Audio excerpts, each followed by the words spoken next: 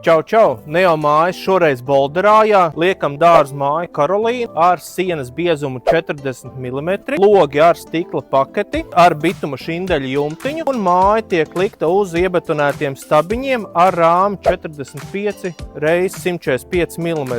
Komplektācijā ir divviru durvis, kas īpaši plaši var atvērt vaļā, ja priekšā ir terase vai skats labs ideāli. Apstīsimies, kā mums izskatās mājiņa Karolīna no iekšpuses.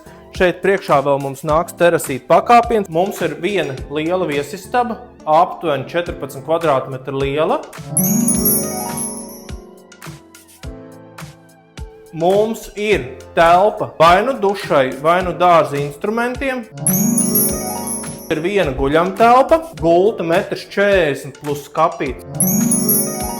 Papildus mums ir otrā stāva guļvieta. Dod man kameru, parādīšu, kā šeit augšā izskatās. Šādi te mums izskatās otrā stāva guļvieta. Mājiņa Karolīna mums šoreiz ir papildināta ar terasi. Terases izmērs ir 2 x 3,9 metri. Kā arī mājaslapā neomājas.lv ir pieejama šāda te veida Karolīna priekšpusē arī ar terasi metru platu un terasi sānā. Droši sūti savu ideju, kā tu vēlies viņu konfigurēt, izmainīt, papildināt un nosūtīsim tev piedāvājumu.